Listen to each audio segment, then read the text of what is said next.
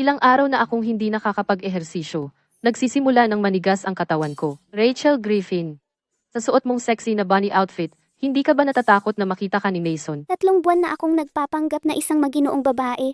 Halos hindi ko na nga ako makilala. Hoy, tingnan mo nga ang sarili mo. Isa kang fitness enthusiast, pero araw-araw kang nagpapanggap na mahinang dilag. Naaawa ako sa'yo, pero mas mabuting mag-ingat ka. Si Ginoong Oscar ay napupuot sa mga sinungaling. Narinig ko ang huling taong nagsinungaling sa kanya ay nawala sa karagatang Atlantiko. Ginoong Oscar, Ginoong Mason, nakauwi na po kayo. Ang aga ninyong nakauwi? Tulungan mo akong magbihis.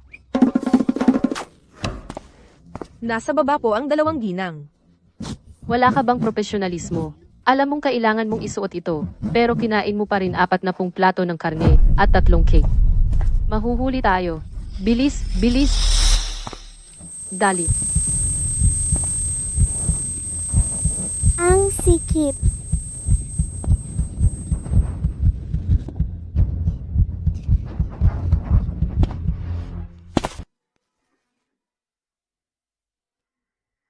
Mason, nandito ka na pala.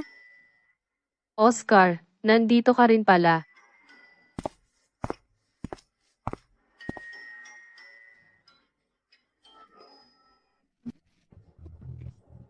Oscar, Anong ginagawa mo kanina? Bakit ang pawis mo? sabi ng doktor, dapat daw mas mag-ehersisyo ako. Kaya sumunod ako sa yoga video, pero ang hina ko talaga. Ilang minuto pa lang, basa na ako sa pawis. Mabuti naman ang pag-eehersisyo, pero huwag mong pilitin kung hindi mo kaya. Maligo ka na. May handaan tayong pupuntahan mamayang gabi. Buti na lang. Malamang patay ako kung nahuli ako.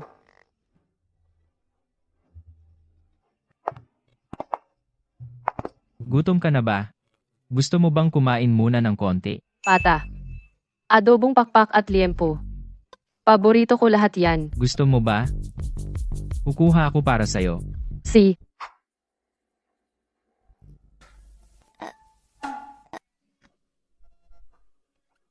Ang taba-taba naman nito. Sino bang gustong kumain nito?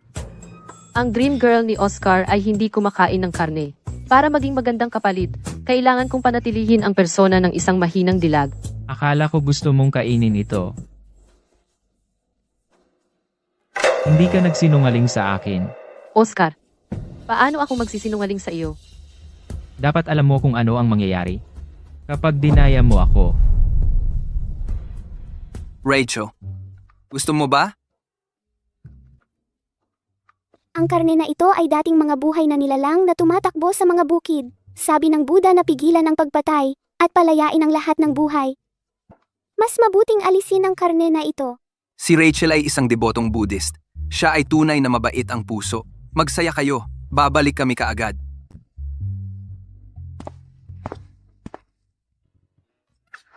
Halos mamatay ako sa takot. Nang makita ko ang masarap na pagkain kanina, muntik na akong magkamali. Kung alam lang ni Oscar na nagpapanggap ako sa buong panahong ito at nagsisinungaling ako sa kanya, tiyak na pagpuputol-putulin niya ako. Salamat sa Diyos. Kung hindi, saan pa ako makakahanap ng ganoong kagandang trabaho? Ang asawa ay gwapo at ang biyenan ay mapagbigay. Ang tanging downside ay hindi ako makakapagkaroon ng tunay na relasyon. Tama ka. Sino ang gugustuhing makipag-date sa isang kapalit? Kayong dalawang mga plastic. Kaya pala, narito kayo. Oh, si Ate Karapala. Sino ang ate mo? Ako ang inaanak ng mga Preston. Kayong dalawang mga payaso. Anong karapatan mo para tawagin ako niyan? Kung hindi kita tatawaging ate, matanda na ba ang itatawag ko sa iyo? Ikaw, Hoy, bantayan mo ang imahe mo. Kaya, ano ang gusto mo sa amin? gusto ko lang sabihin sa inyong dalawa na ang tunay na dream girl ay babalik na. Mas mabuting mag-empake kayo ng gamit at umalis na kayo. Anong pinagtatawanan mo? Naalala namin. Yung nakakatawa. Hindi ka namin pinagtatawanan. Putang ina mo. Kayong dalawang hampas lupang mga ulila. Anong karapatan ninyong pagtawanan ako? Mga plastic kayong dalawa. Niloloko ninyo ang mga kapatid na Preston para pakasalan kayo. Hindi ba kayo natatakot na kapag nahayag na, wawakasan na kayo? Avery, punta tayo doon para makalanghap ng sariwang hangin. Teka, hindi pa ako tapos. Akala mo ba pwede kayong umalis? Sinasabi ko sa'yo, kung alam ninyo ang ikabubuti ninyo, umalis kayo sa bahay ng mga Preston. Kung alam mo ang ikabubuti mo, tigilan mo na ang pagpapanggap at umalis ka na. Kung hindi, huwag kang magalit kung maging malupit ako. Ginagaya mo ako. Paulit-ulit mo lang sinasabi yung iilang bagay na yan. Nagsasawa na kaming makinig dahil lang gusto mo si Oscar, pero hindi ka makapag-asawa sa pamilyang Preston, kaya nagdaramdam ka. Hinahamon mo akong pagtawanan? Kara, tama na yan. At ikaw?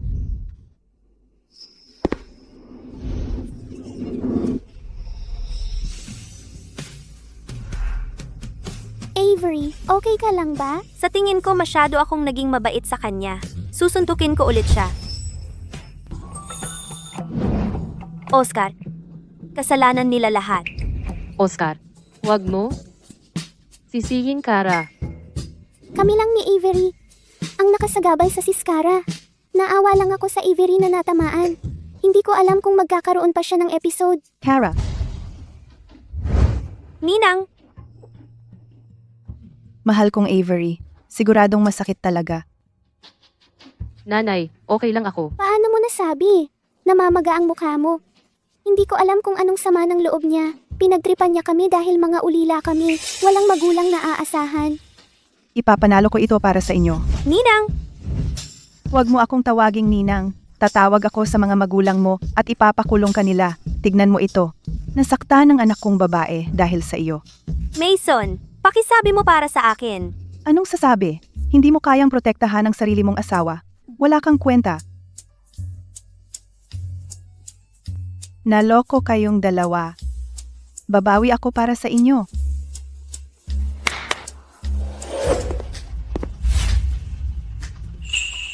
Hindi ba ang eroplano at yate? Ang binili ng pamilya natin? Oo. Ibibigay ko sa dalawang mahal kong anak na babae. Magkapareho ang halaga. Kayo ng dalawa ang mamili. Eroplano at yate? bilyon ang halaga siguro. Okay lang ba? Tatawag ako ng doktor. Okay lang ako. Nanay lang ang sobrang bait sa akin. Napuno lang ako ng pasasalamat. Pero nanay, hindi importante ang pera at mga gamit. Ibigay mo lahat sa Avery. Salamat, Rachel.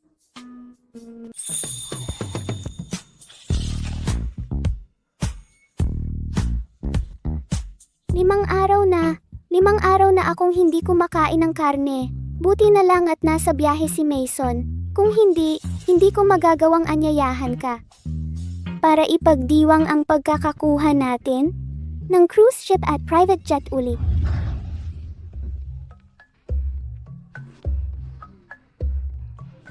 Kailangan ko ring kumain ng marami. Kung hindi lang ako nahihimbing sa gabi. Nawawalan ako ng malay sa gutom. Kumusta naman ang lagay mo at ni kanyang kamahalan ngayon? Narinig ko na binabaliwala ka ng playboy na si kanyang kamahalan. Panghalili lang naman tayo, sa totoo lang. Dahil bumalik na ang kanilang mga unang pag-ibig, dapat na lang tayong umurong para sa kanila. Kahit papaano ay mabait ang biyenan ko, at guwapo naman ang asawa ko, dapat na akong masiyahan. Masiyahan? Pero, mahal ko si Oscar sa loob ng 8 taon. Sige na, ipasa mo ang bola. Dito, dito.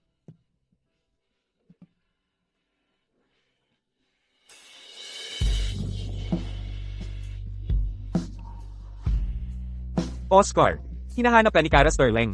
Parating na.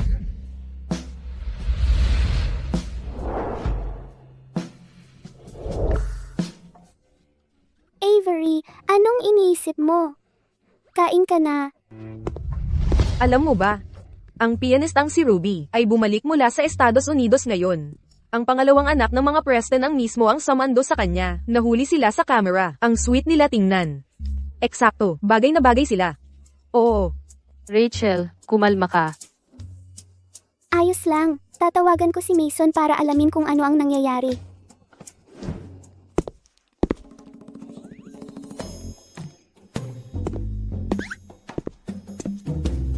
Ano ang nangyari, Rachel? Bumalik na ang unang pag-ibig niya. Ayaw na sa akin ni Mason. Gusto kong maghiwalay. Rachel, huwag kang umiyak. Kung maghihiwalay kayo, maghihiwalay din kami.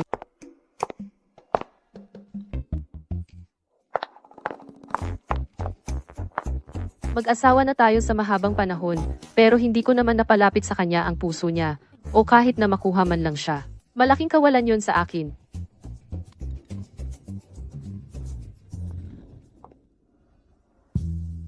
Maghihiwalay din naman tayo, kaya mas mabuting matulog na lang ako sa kanya. Kailangan kong magtagumpay. Anong ginagawa mo? Parang may tinatago. Oscar, hating gabi na. Uminom ka ng gatas. Makakatulong yan para makatulog ka. Ibig mong sabihin, malamig ako sa'yo? Hindi ganoon. Inumin mo na habang mainit-init pa. Malamig na yan mamaya.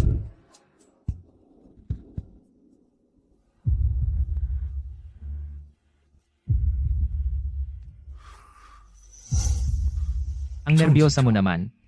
Nilagyan mo ba to ng droga? Sige, kalimutan mo na. Magpahinga ka na.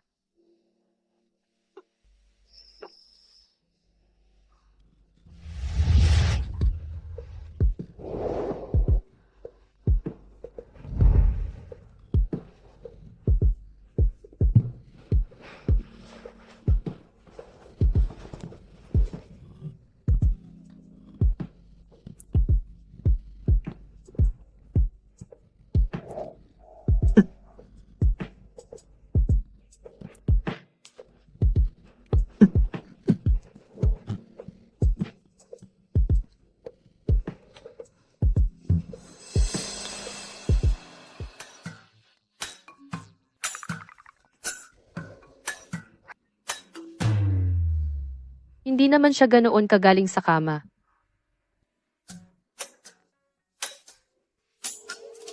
Peter, i-email mo sa akin ang final draft ng kasunduan sa paghihiwalay.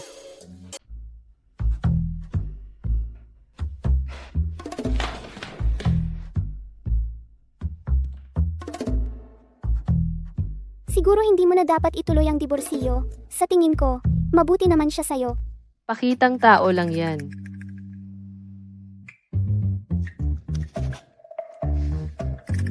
Ang gusto niya ay yung mahina kong pagkatao. Mabubunyag din yan balang araw. At alam mo namang, walang kinamumuhian niyang lalaking yan kundi ang pagiging sinungaling. Dapat na tayong umalis. Yan lang ang paraan para manatiling ligtas.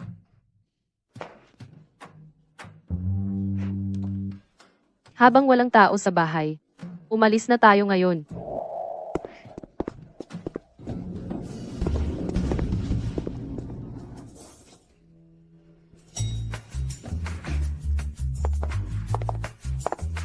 Ngayong ganito na tayo kayaman at malaya, anong dapat nating gawin? Narinig ko na may bagong mga male model sa Maple Leaf Bar. Matagal na rin tayong hindi nakakapunta doon. Sabay tayong pumunta. Tara na, magpatawag tayo ng 10. 5 para sa'yo, at 5 para sa akin.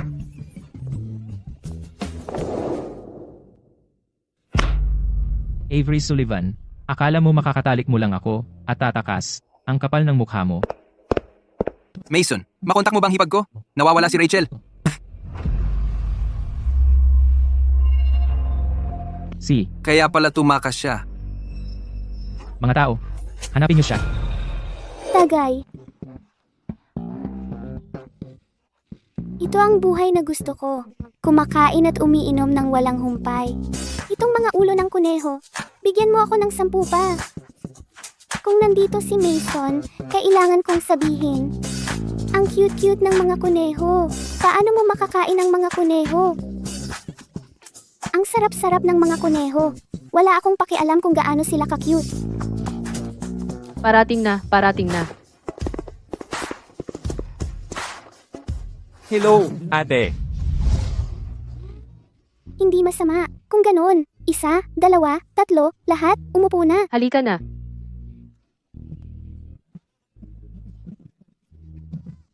Ako na ang maglalagay ng inumin mo. Uminom ka, ate. Tara, uminom tayo.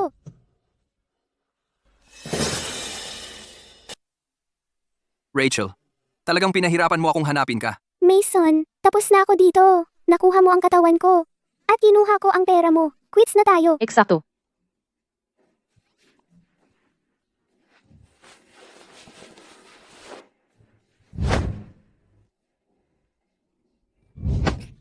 Hiniwalayan na kita.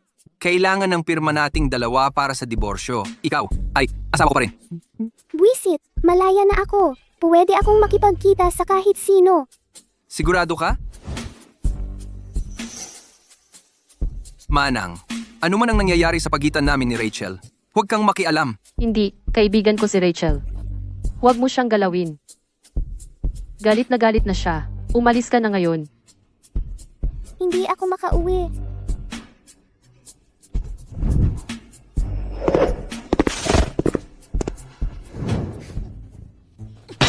Ito lang ba silang lahat? Hindi pa ito sapat para magpainit.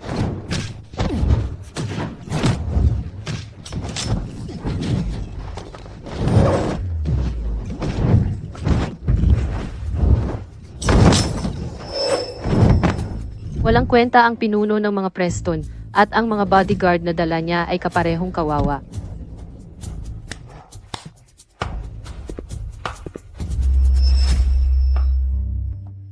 Hindi masama. Avery, ang pagbunot sa puno ng willow, Naku, ang pagkukunwari ko.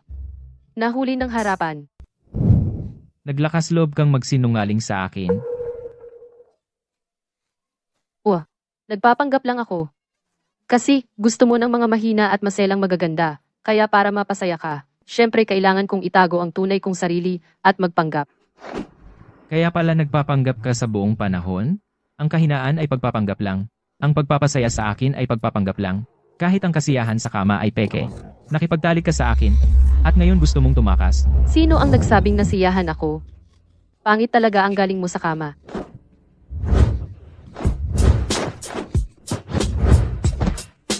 Bitawan mo ako. Sa panaginip mo, Ibaba mo ako. Hayop ka. Avery, Hayop. Bitawan mo ako. kalmado ka na ba ngayon? Oscar, hiwalay na tayo. Mayroon akong personal na kalayaan. Ito ay maling pagkakakulong. Binigyan kita ng sobrang kalayaan. Ano ang ginagawa mo? Dahil Ginang Preston, sinasabi mo sa lahat na masama ako sa kama, paano ko ito tatanggapin?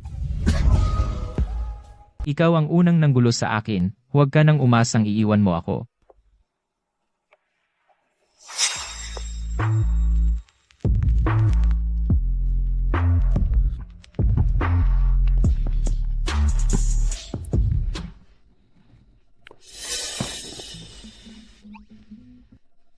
Huwag mong isipin na tatakas ka.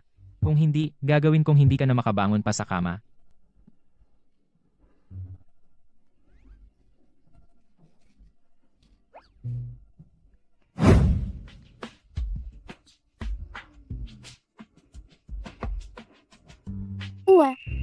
Avery, halika rito. Gutom na talaga ako. Kahapon, matapos kang ang dalhin ng asawa mo, may ginawa ba siya sa'yo? Mukhang matindi ang nangyari. Nagtatawa ka sa akin. Sa tingin ko sa'yo, parang hindi ka rin naman nakaahon. Sabihin mo nga, dahil pareho naman tayong ganyan ang itsura, bakit hindi pa tayo pinapaalis? Siguro, interesado pa rin sila sa atin. Bago pa rin tayo sa kanila, pwede pa tayong maging mas maarte. Hindi ako naniniwalang kaya nilang magtiis magpakailanman. Kung ganoon, magiging pasakit ako araw-araw. Ayaw kong maniwala na si Oscar ay hindi magsasawa sa akin.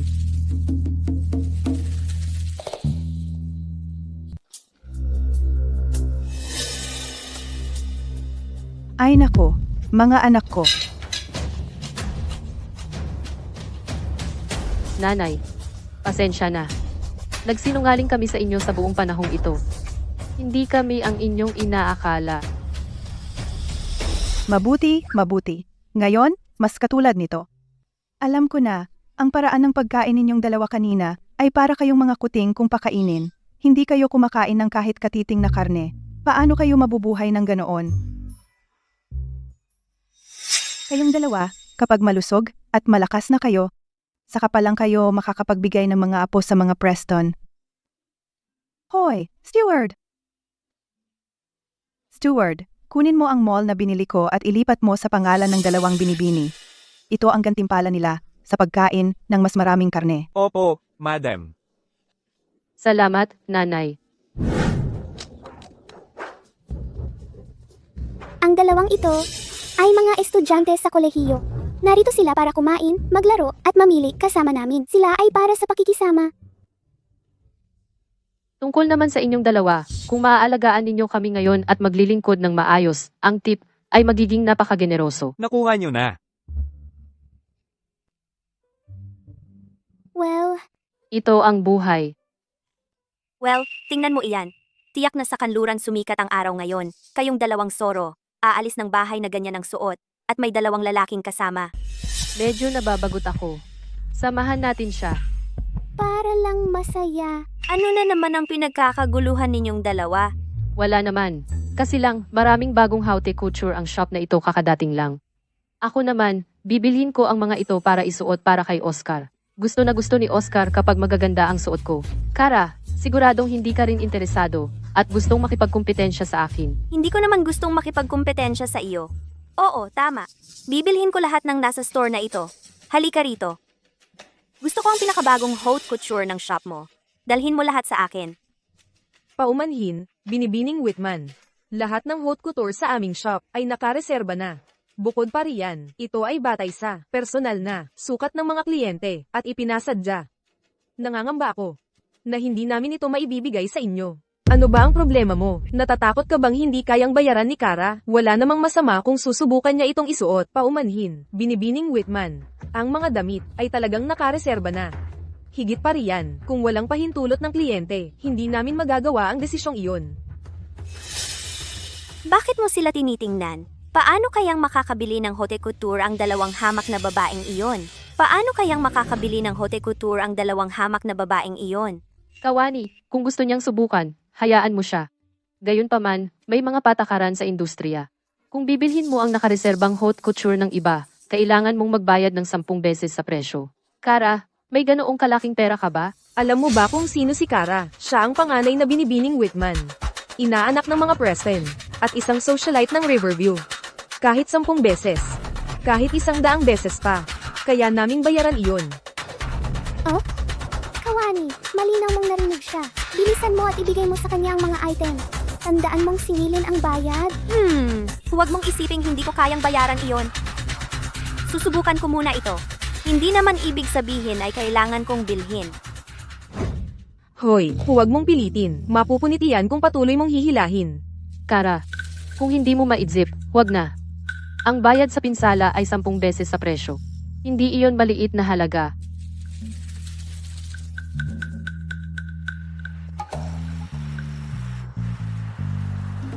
Sino ang nagsabing hindi ko maisip?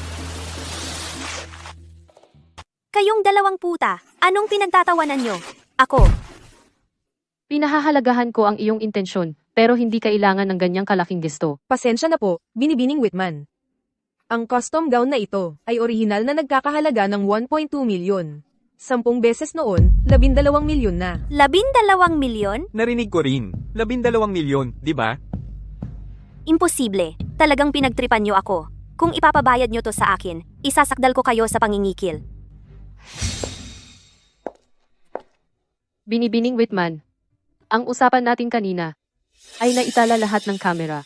Kung susubukan mong umatras, ang footage na ito ay kakalat sa mga socialite sa loob lang ng 5 minuto. Ipilit mong isuot ang custom gown ng iba, at maging ang pag-amin mo na kahit daang beses ang bayad ay hindi mahalaga.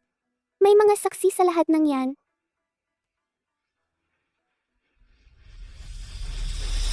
Kara, mas mabuti sigurong magbayad ka na lang. Magbayad ka na lang ng kaunti. Kung kumalat ang balita, ang reputasyon mo ay masisira. Sige, magbabayad ako. Ibigay mo ang account details mo.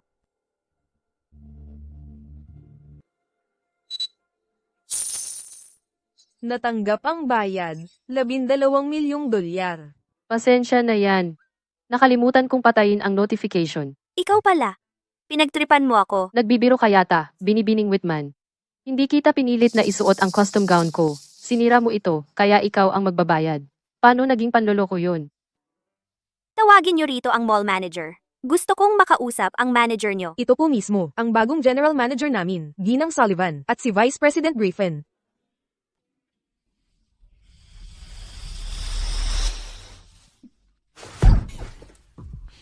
Tigil.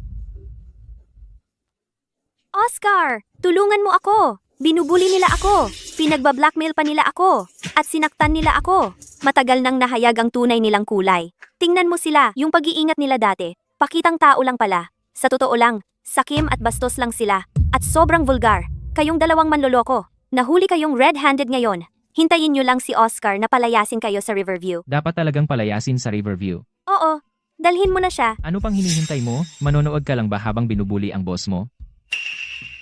Bakit mo ako hinahawakan? Oscar, sila ang nagsinungaling sa'yo. Sila ang dapat mong hawakan. Oscar!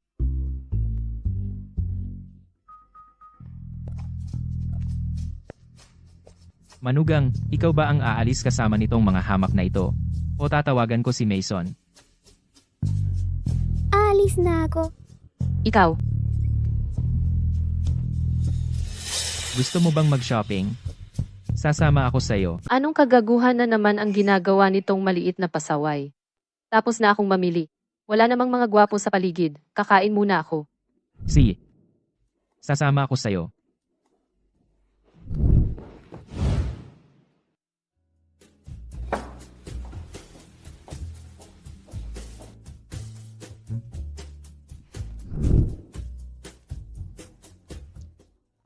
Nagsinungaling ako sa kanya tungkol sa isang napakalaking bagay. Imposibleng hindi siya galit. May masamang balak siya. Tiyak na may malaking plano siya. Naghihintay lang siya na mawala ang pag-iingat ko. Tapos, lilimitahan niya ang kalayaan ko. Ang pangit ng lasa nito. Hindi ko ito kakainin. Sir, tanggalin mo ito. Ang pangit tingnan, nawalan na ako ng gana. Palitan mo. Palitan mo ulit. Wag na, hindi na ako kakain. Nakakainit.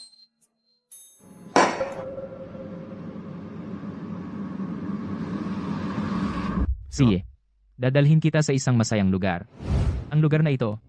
Nagtataka ako kung nasisiyahan ka. Paano mo nalaman na mahilig ako sa pagbaril? Ang mga gamit dito, matagal ko nang gustong subukan ito.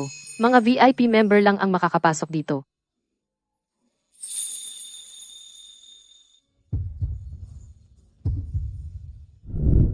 Si Rachel ba ang nagsabi sa'yo? Mag-enjoy ka.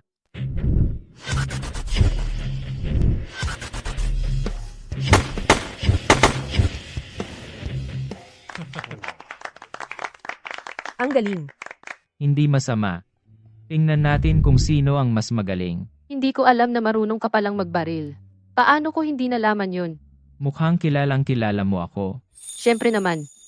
Pagkatapos ng lahat, ako ang iyong kaklase noong high school.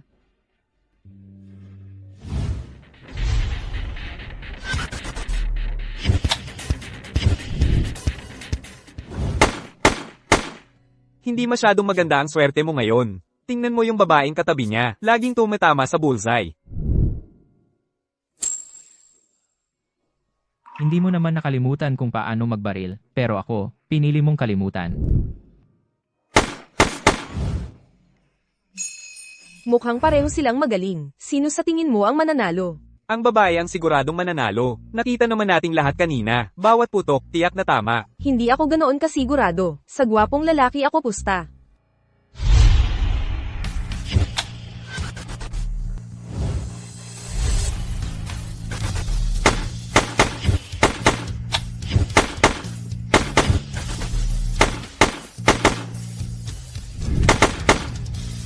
Target 1, 9.8. Target 2, 9.9. Isang putok na lang ang natitira. Nangunguna ang lalaki ng 0.1 puntos. Mukhang hindi pa rin kita lubusang kilala. Magaling ka rin naman. Sa loob lang ng ilang araw, mula sa isang mahinang babaeng may sakit naging bihasang tirador ka na. Parang himala sa medisina. Kailan ka pa naging ganito katalas ang dila? Sa huling putok na ito. Kung ako ang manalo, dapat mong i-grant ang isang kahilingan ko. Kung iniisip mong umalis, mas mabuting kalimutan mo na yang ideyang yan. Ang huling putok.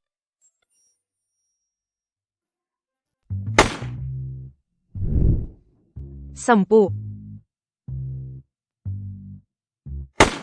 Ang target mo. Siyam. Tabla, nasisiyahan ka na ba? Sinadya mong ipanalo ako. Alam ko na.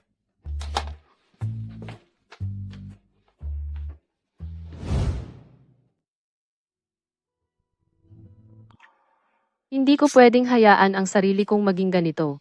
Ilang buwan pa lang akong pinapa-ampere. Ganito na agad ang katawan ko.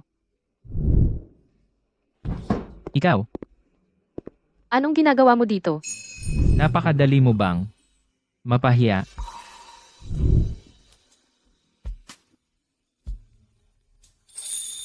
May parte ba ng katawan mo na hindi ko pa nakikita?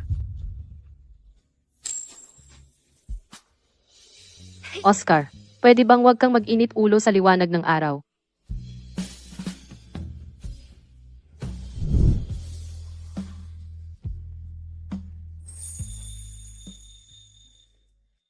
Ganun ka ba kabagot?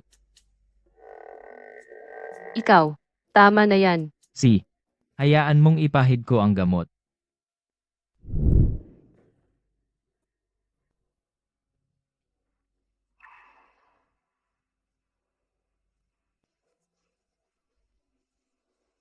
May gusto ba talagang konti sa akin si Oscar? Naipahid na ang gamot. Oras na para magsimula sa negosyo.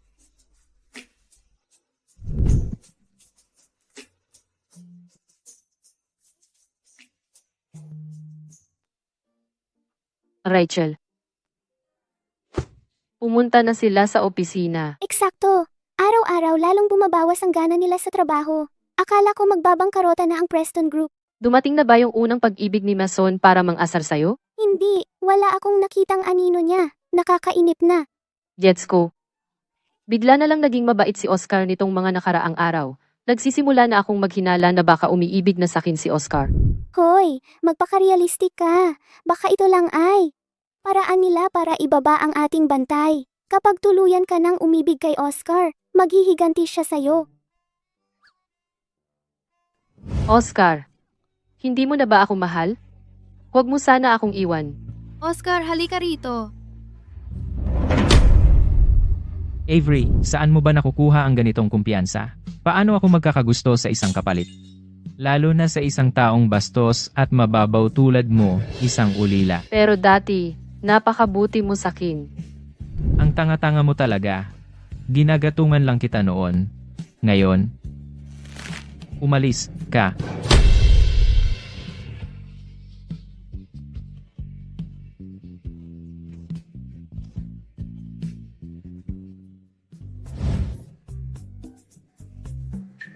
Kailangan kong magising. Teka, hindi ba ito yung personal na pendant ni Mr. Preston? Narinig ko na ito'y alaala mula sa unang pag-ibig ni Mr. Preston, si Cara Sterling. Ang huling taong humawak sa pendant na ito ay pinutulan ng mga kamay at paa. Tapos na tayo? Avery, okay ka lang? Kumpara sa pagkawala ng isang parte ng katawan. Maliit lang itong sugat. Pag-isipan ko muna. Hello. May paraan ba kayong makagawa ng eksaktong kopya ng jade pendant na ito? Kaya namin. Pero, bawat piraso ng jade ay may kanya-kanyang disenyo, kaya baka may kaunting pagkakaiba. At saka, medyo luma na itong pendant, kaya ang bagong gawa ay may ilang pagkakaiba. Okay lang. Gawin nyo lang ang makakaya nyo. Kailangan ko lang itong magamit, pansamantala. Huwag kang mag-alala, gagawin namin ang lahat ng makakaya namin.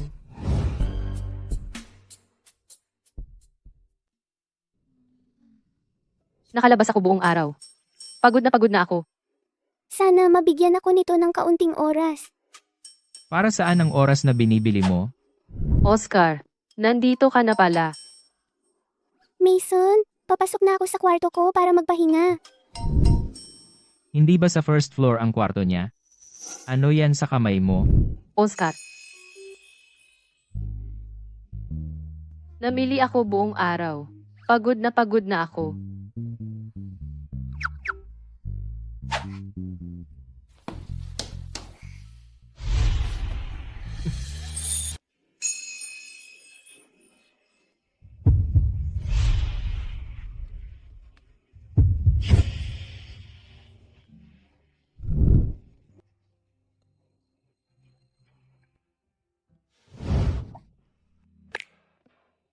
Buti na lang nakahanda na.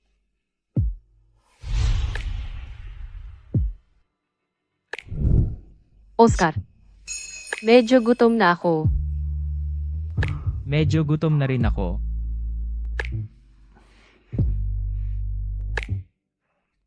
Oscar, gutom na talaga ako. Honey, kumain ka na. Hindi ka ba gutom?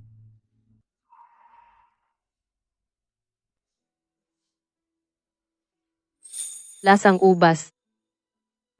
Alam mo, yung unang kagat ko ng cake ay lasang ubas. Naalala mo pa ang lasa ng kinain mong cake noon?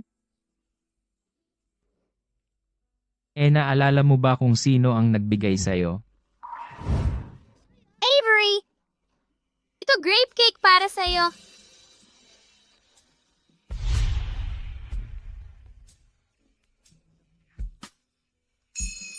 Ito ang unang beses kong kumain ng cake. Ang tamis at sarap. Hindi ko na maalala. Pero sa alaala ko, napakatamis ng cake na yun. Hindi mo maalala. May regla ka ba o ano? Ang bilis magbago ng mood mo. Avery Sullivan, masyado ba akong naging mabait sa'yo nitong mga nakaraan, kaya akala mo pushover ako? Alam ko na, yan ang kapalit ng pagsisinungaling kay Oscar. Ngayon, galit na si Oscar. Binata, nagpumilit pumasok si Ginang Whitman, at hindi ko siya napigilan. Kung hindi ako dumating, ano kaya ang mangyayari kung niloloko si Oscar? At saka, mukhang ngayon na-realize na rin ni Oscar na may problema sa pendant na ito. Ang pondo. Oo, yung lagi mong suot, yung pendant na iyan. Alam ng lahat na ang pendant ni Oscar ay regalo ng pinakamahalagang tao sa buhay niya. Hindi mo pa rin ba napapasunod si Oscar?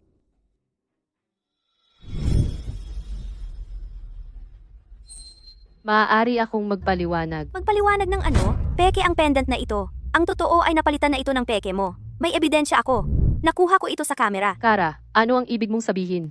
Ang nangyayari sa pagitan ng asawa ko at sa akin ay wala kang kinalaman. Pamilya kami ni Oscar. Ikaw, paulit-ulit kang nagsisinungaling kay Oscar. Dapat, matagal ka nang tinapos.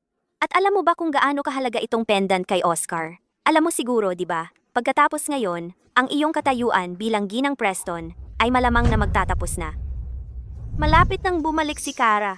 Kung makikita niyang nasira ang pendant, maghihinagpis siya. Wala kang pakialam dito. Palabasin mo siya ngayon.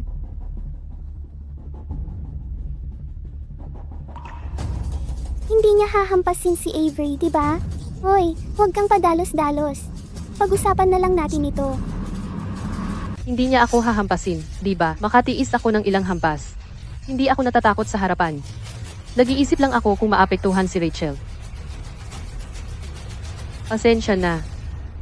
Kaya lumapit ka sa akin kanina. Para lang itago ang pendant na ito. Oh. Avery, Hindi sinasadya. Naiwan mo ang pendant sa kama.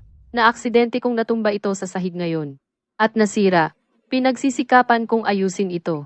Nakaputol pa ako ng kamay. paano ka naging ganito kapabaya? Paano kung magka-infection? Hoy, Oscar, bakit iniintindi mo pa siya? Dapat hampasin mo siya. Calm down lang dito. Hindi ito kasing importante ng asawa ko. Pero niloko ka niya. Tama ang asawa ko. Ang mga bagay sa amin. Hindi mo dapat pakialaman. Ilabas mo siya. Kapag nakita kita ulit, hindi ako magdadalawang isip na paalisin ang mga Whitman sa Riverview. Ako. Oscar, Alis na rin ako. Malamang, hinahanap ako ni Mason. Mas importante ba talaga ako kaysa sa pendant? Hindi ko pinapansin kung sincere ka o hindi. Hayaan mo lang akong masaya, sandali. Kaya, naalala mo na ba ang pendant na ito? Oo. Ipagtatanggol ko ito hanggang sa huli. Sinungaling.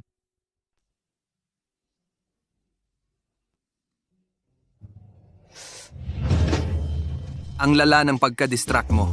Anong iniisip mo? Bakit? Nag-iisip ka na naman bang kumuha ng mga male model?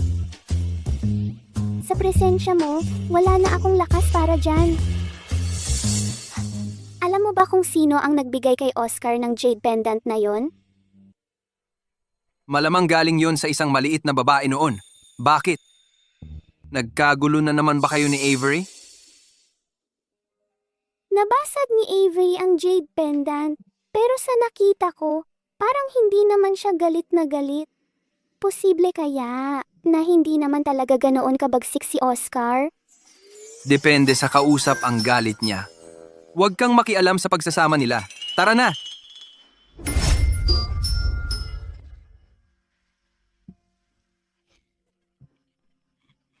Itinatali mo ako parang baboy. Matagal nang gumaling ang sugat ko. Matagal nang tumigil ang pagdurugo. Sobra-sobra ka namang mag-alala. Iniimbita mo ba ako? Imbitahin ka para saan? Nakita kitang nakangiti ng masaya sa kama. Posible kaya na inaanyayahan mo akong sumama sa'yo?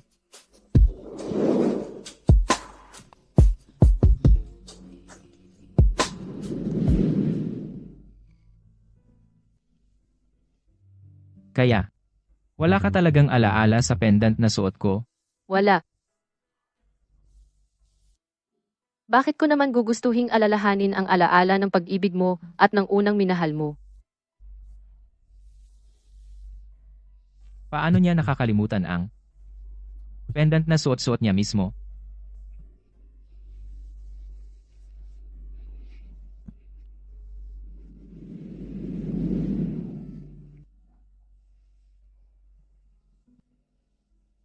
Ganito na lang tayo mamuhay. Basta wag mo akong paalisin, mananatili ako. Kahit ako'y kapalit man. O ang tunay. Gusto ko lang manatili sa tabi mo.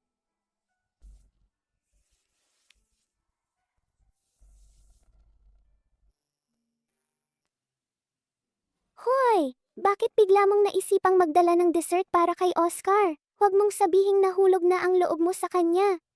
Para sa mga katulad natin, na mahilig magpasikat, dapat ba tayong pumunta sa opisina para ipagmayabang ang iyong estado bilang asawa ng presidente? Tara na. Hello, may appointment ba kayo? Ay, hindi man lang tayo kilala ng receptionist. Ano pa bang ipagmamayabang? Nandito ako para makita si Oscar. Daang-daan na tao, na katulad mo, ang pumupunta para kay G. Preston araw-araw. Hindi kayo makakapasok kung walang appointment. Maraming tao? Bata at magaganda ba silang lahat? Mas magaganda ba sila kaysa sa akin? Mga artista sa pelikula, mga tanyag na music hero, o mga internasyonal na supermodel. Sino ka ba para mag-akala? Sikat na sikat pala si Oscar. Ano? Nakikita ba niya silang lahat? Akala mo ba si G. Preston ay ganoon lang kadali kung wala kayong appointment, umalis na kayo? Hindi na namin kailangan ng appointment. Hindi ako katulad nila. Ako ang asawa ni Oscar. Yung lehitimong kasal. Talagang iba ka. Lahat sila ay nag-aangking, kasintahan ni G. Preston, pero ikaw lang ang may lakas ng loob, na magsabing asawa mo siya. Guardia, palayasin niyo ang dalawang manloloko na ito. Hoy, seryoso ako. Ako talaga ang asawa ni Oscar Preston. Kung hindi ka naniniwala, ipapakita ko ang ebidensya. Hoy, Avery, ipakita mo sa kanya ang marriage certificate mo at ni Oscar. Nakita mo ba ito?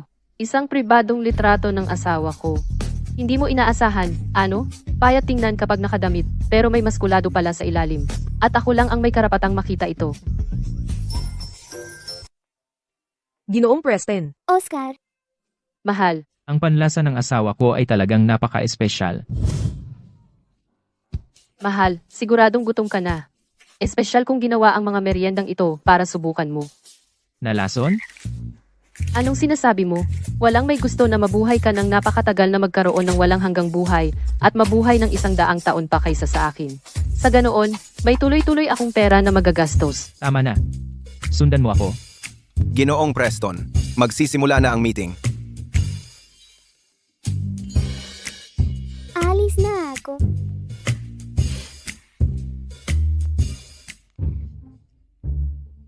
Masamang kapitalista ka. Ang opisina na ito ay napakaluho.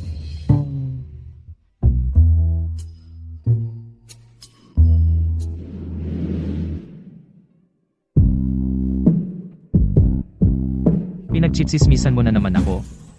Hindi. Ginawa ko ang mga peanut cookies na ito para sa iyo. Kainin mo habang mainit-init pa. Hindi na masarap kapag lumamig. Hindi ko pwedeng kainin.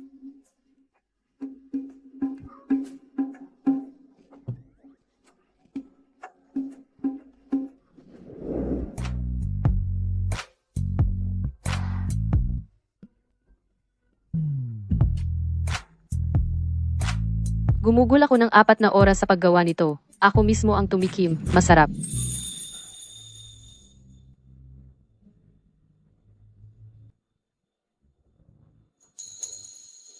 Pasensya na. Nakalimutan kong hindi ka pwedeng kumain ng matatamis.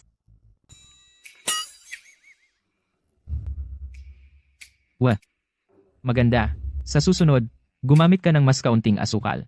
Si Eddie, itatabi ko ang mga ito para sa iyo. Si, may mga gagawin ako. Umuwi ka na. Maaga akong uwi ngayong gabi. Si Paalam. Paalam. Mr. Preston, may allergy ka sa mani. Bakit kinain mo ang peanut brittle? Unang beses niyang nagluto para sa akin. Parang, nagbago talaga ng malaki ang ma'am. Oscar, wala nang asawa mo. Oy? Huwag kang masyadong kuripot. Sige, huwag mo na kinain. Tara na, naghihintay ang mga board members. Oo nga, magkikita kayo ni President Lee ngayong gabi. Pumunta ka sa lugar ko. Hindi pwede. Ako! May concert akong pupuntahan ngayong gabi. Kalimutan mo ang concert. Umuwi ka ng maaga pagkatapos ng meeting. Huwag mong hayaan ang asawa mong gumawa ng mas maraming problema at tumakas kasama ng asawa ko. Aalis na ako. Paano naging kasalanan ko lahat ito?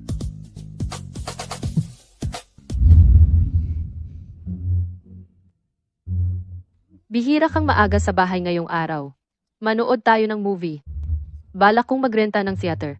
Pero, mas komportable sa bahay. Sige. Ano ang panonood natin? Narinig kong maganda ang horror movie na ito. Maganda ang atmosphere ng horror movies. Kapag may natakot, pwede lang magtago sa braso ng isa. Nanonood ka ng horror movie? Oh. Hindi ka natatakot? Mabuti naman.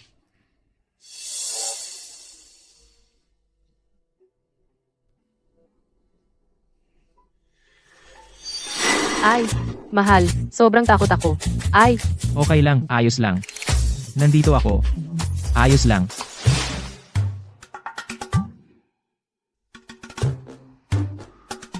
Tulog na siya. Natutulog habang nanonood ng horror. Talagang kakaiba siya.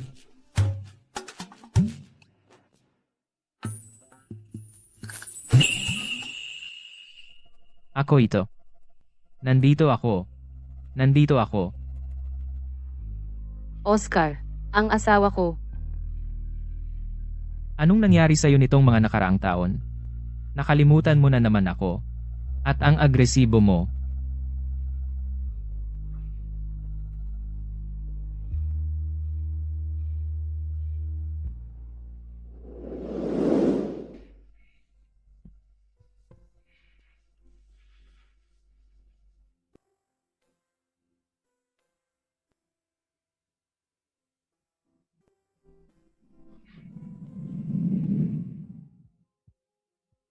Blake Cooper.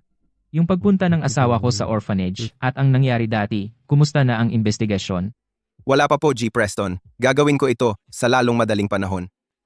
Mabuti. Oh, siya nga pala, G. Preston, si Guy N. Enge. Cara Sterling ay sumakay ng eroplano ngayong gabi mula France, papuntang Riverview.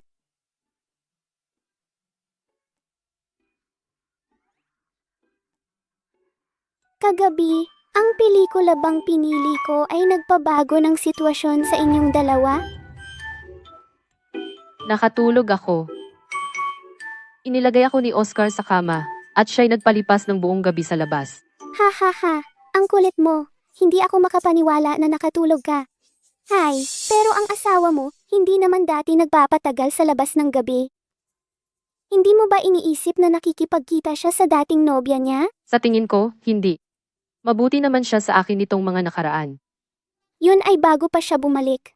Ngayong bumalik na siya, ano na ang mangyayari sa atin? Ang mga lalaki ay mahilig sa paningin. Kailangan mong panatilihing bago ang lahat. Kung maglakas loob siya, aalis na lang ako.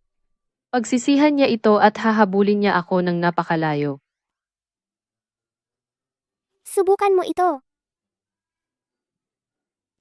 Ito ay masyadong nakakabuyo.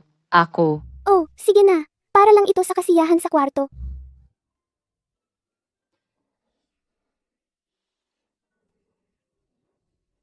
Anong nangyayari? Nahihiya ka ba?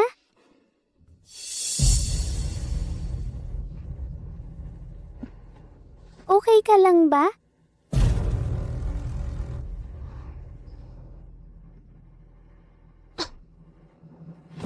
May kinain ka bang masama? Ikaw ba'y? Nakuha na ang iyong regla. Na-delay ako.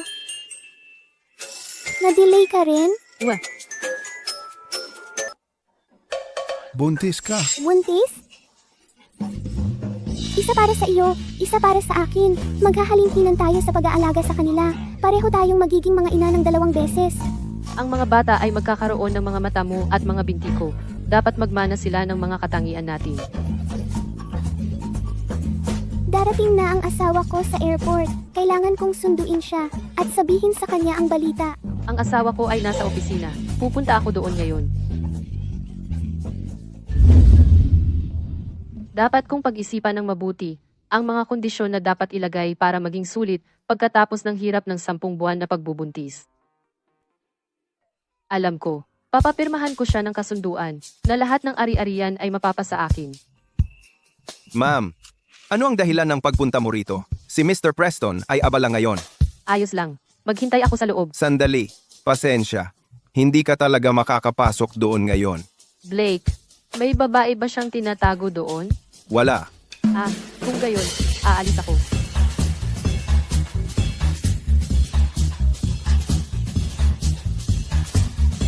Hey, Tama ang lahat. Ngayong bumalik na ang Kara, hindi na umuuwi ang Oscar.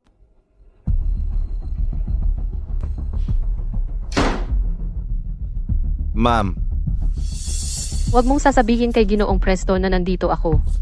Kung hindi, kung mag-away tayo at ako'y tumakas, ikaw ang mananagot. Ako.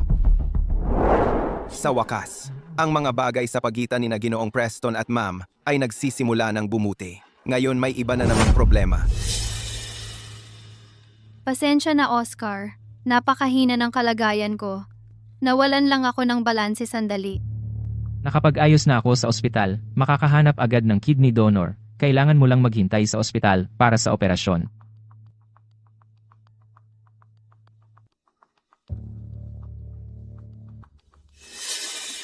Oscar, narinig ko na ikaw at ang asawa mo ay hindi nagkakasundo. Maganda naman ang samahan naming mag-asawa. Hindi mo na kailangang mag-alala. Umalis ka. Makipag-ugnayan ka lang kay Blake pagbalik mo. Sige, aalis na ako.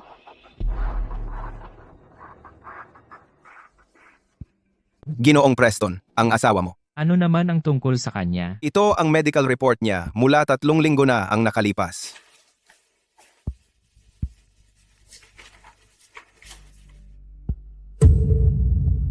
Hirap magkaanak. Ginoong Preston, oras na para sa pulong.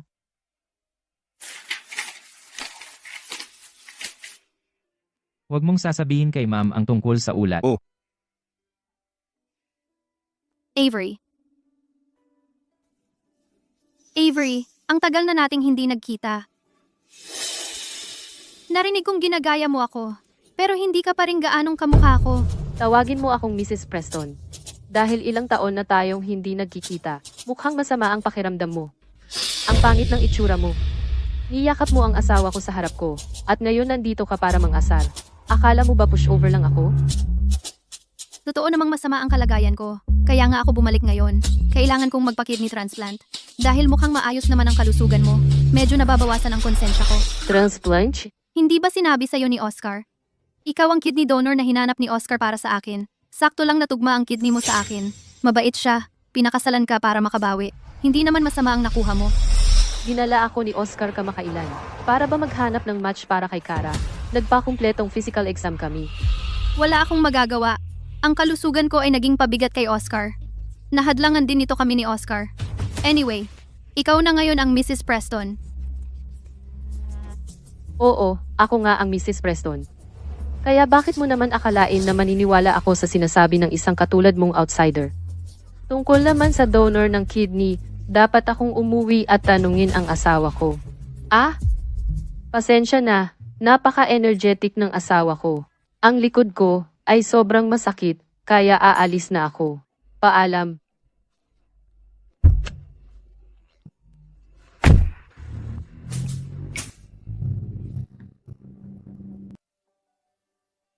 Huwag kayong magmadali, mga anak. Dahan-dahan lang, at huwag bumangga sa kahit ano. Oh, Avery, nakauwi ka na.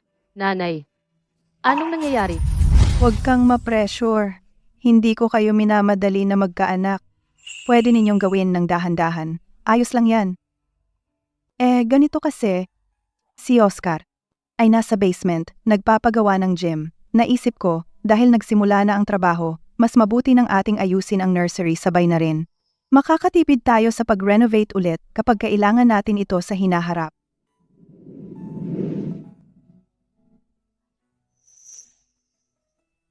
Gusto mo ba ng mga anak?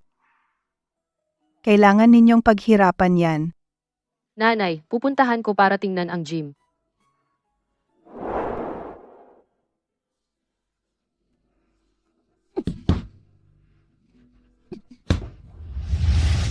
Ang gym na ito ay ipinapatayo para sa akin. Kung gusto mong gamitin ito, tandaan mong magbayad. Hindi ka naman nagkukulang sa pera. Kung ayaw mong magbayad, ayos lang din. Pwede mo akong bayaran sa ibang paraan. Paano?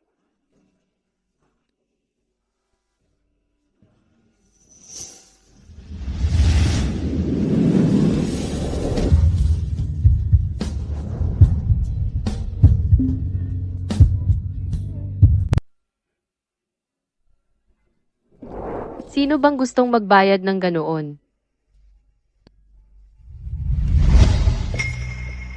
Ano to? Wala? Wala. Oscar, tanong ko lang. Gusto mo ba ng mga bata? Bakit biglang nagtanong ng ganyan? Nakita ko lang si Mama, nag-aayos ng nursery.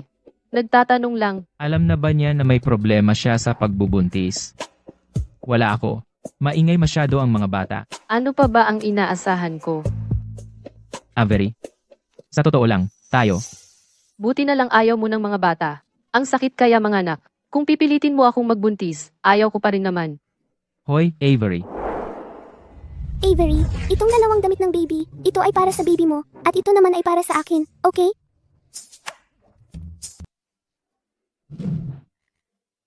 Anong baby? Avery, may problema ba sa mata mo?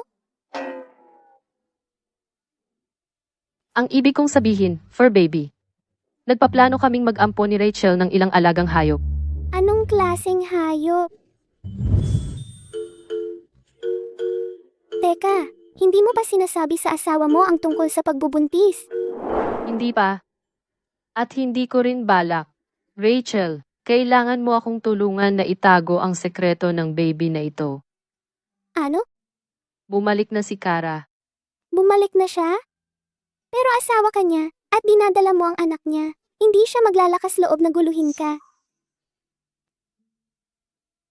Si Oscar ang may gusto na mawala ka para makasama niya ito.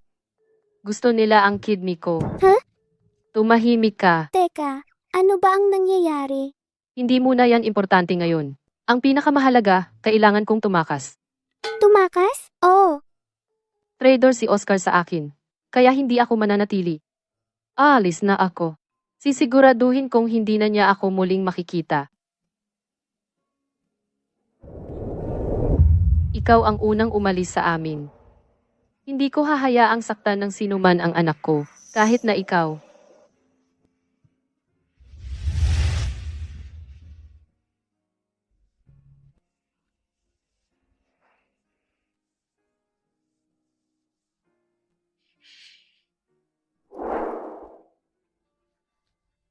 Mayroon akong tiket sa tren para sa iyo, at tiket sa eroplano rin. Sige. Pipili na lang ako ng isa. Para hindi ka nila matunton. Hindi, dapat sumama na lang ako sa iyo. Bakit mo gagawin iyon? Kailangan mong mag-ingat dahil may baby ka. Hanapin mo ako kapag nakapag-ayos na ako. Sige, aalis na ako. Pumasok ka na sa loob. Huwag mo akong idamay. Hindi nila ako kayang galawin ngayon. Hindi ako natatakot. Alice na Echo. See?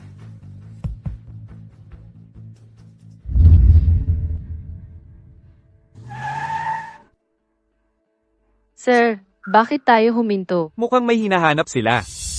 Pinapahinto ang bawat sasakyan. Sinusuri lahat. Sino ang hinahanap nila? Mayroon tayong breaking news. Naglabas ng emergency missing persons alert ang Preston Group. Lahat ng labasan at pasukan sa Riverview ay sinusuri. Ang hinahanap nila ay yung tumakas na asawa. Masama ito. Hindi ikaw ang hinahanap nila, ano? Hindi ka naman ganoon katanga. Para makipaglaro sa isang CEO, nagpapahirap, para lang manalo ang ibang babae.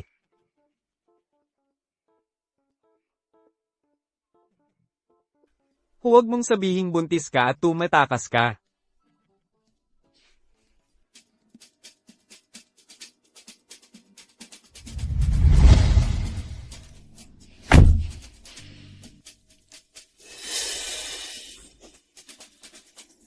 Dapat ba nating salpukin ang tarangkahan at magkaroon ng eksenang Fast and Furious?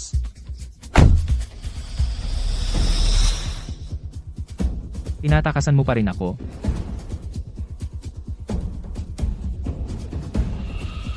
Tumabi ka.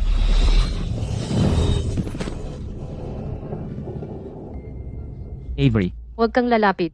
Hindi ako sasama sa iyo pabalik. anong problema mo? Anong problema ko? Pera mo lang ang habol ko, pero buhay ko ang gusto mo. Avery.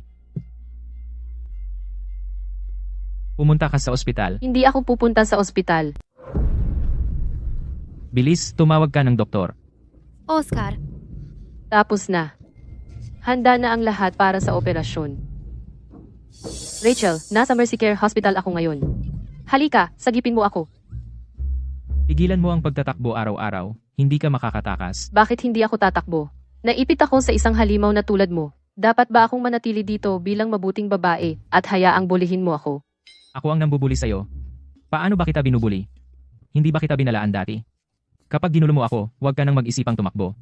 Nakalimutan mo ba? Sino ba ang nanggulo kanino? Mula ng araw na ikinasal mo ako, mayroon ka ng masamang hangarin. At ngayon, lumabas na ang totoo mong intensyon. Avery, Mr. Preston, CEO.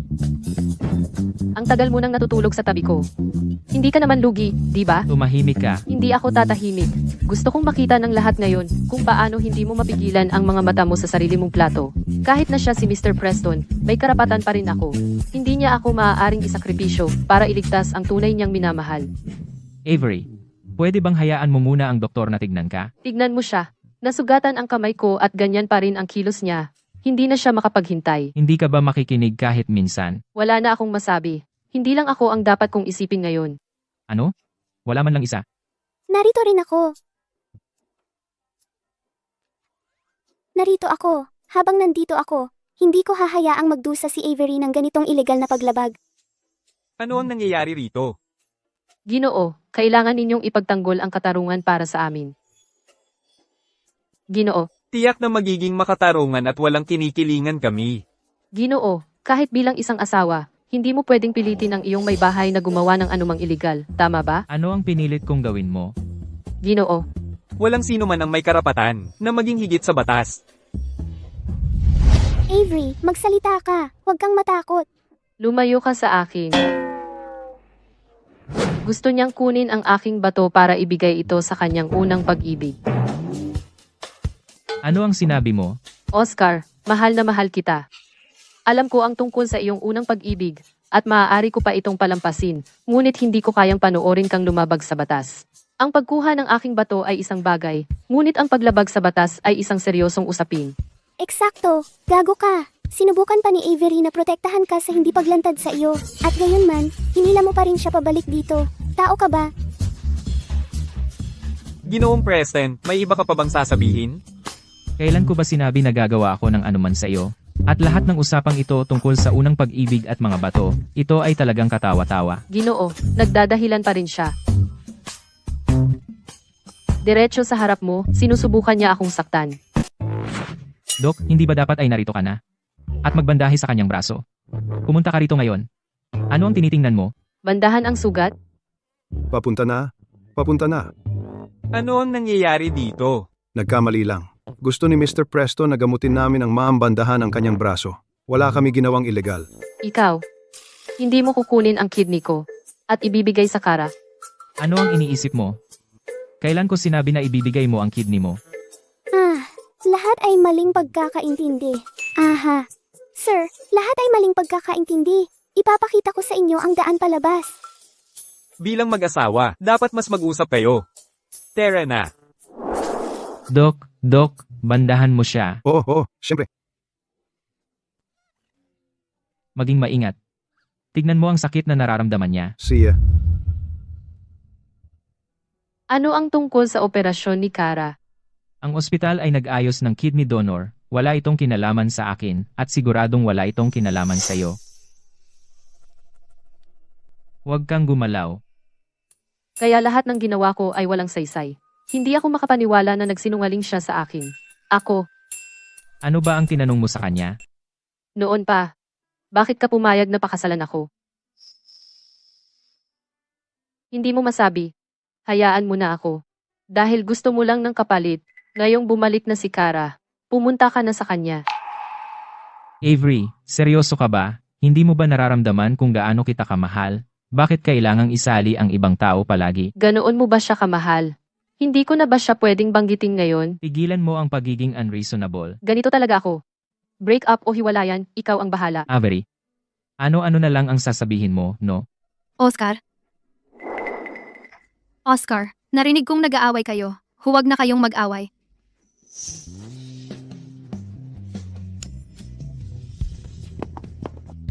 Avery.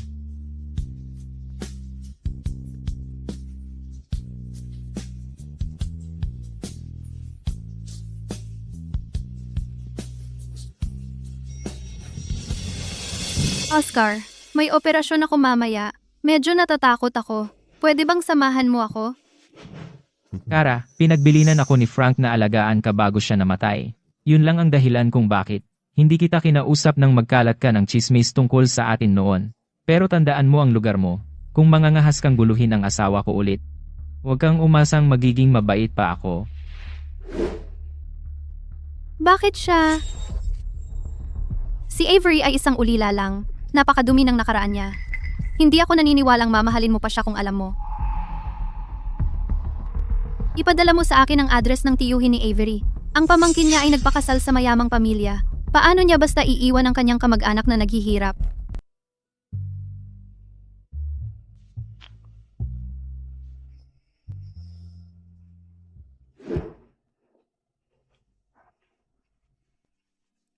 Bakit hindi mo pinatuyo ang buhok mo? Baka magkasakit ka. Ako na ang gagawa. Huwag kang kikilos. Kailangan mo nang bumalik sa ospital para sa bagong benda. Paano naman ang sanggol? Wala nang takasan ngayon. Ni hindi nga gusto ni Oscar Preston ang mga bata. Sasabihin ko ba sa kanya? Nabighani ka ba sa akin? Ano pa ang gusto mong makita? Sa liwanag ng araw. Gago ka. Hindi ba't sinusunod ko lang ang gusto mo? Hindi ako. Isang taong walang kwenta tulad mo. Mas gugustuhin ko pang tumingin sa baboy o aso kaysa sa iyo. Ikaw. Huwag ka nang umasang aalis sa Riverview.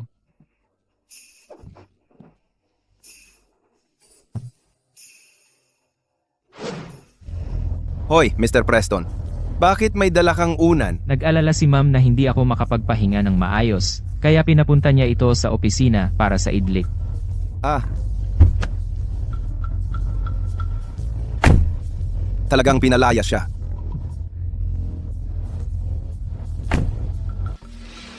Ito, yung gago na si Avery ay nakapag-asawa pala ng napakaganda. Ikaw ang tiyuhin niya, at ako ang tiya niya.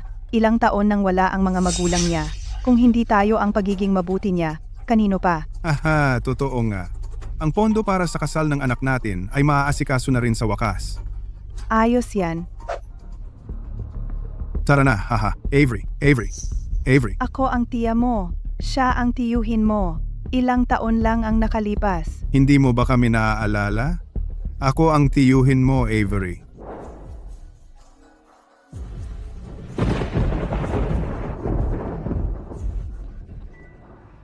Avery, ito si tiyuhin. Huwag kang matakot. Uminom ka. Ano? Avery, makinig ka. Patay na ang mga magulang mo. Mula ngayon, sundin mo ang sasabihin ko. Aalagaan kita ng mabuti. Ha ha ha. Lumayas ka sa akin. Avery, tarantado ka. Ako ang tiyuhin mo. Ako ang pamilya mo. Eksakto, pamilya tayo. Nakatira ka pa nga sa bahay namin ng ilang buwan. Ngayong nakapangasawa ka na ng mayaman, huwag mong kalimutan kung saan ka nanggaling. Bakit hindi mo kami anyayahan para makaupo? Tagapangasiwa, paalisin mo sila. Kapag nakita mo sila ulit, tawagan mo agad ang pulis. Opo. Avery! Hindi. Avery, Pakawalan mo ako. nanaginip ka lang. Ayos lang. Hindi totoo yon.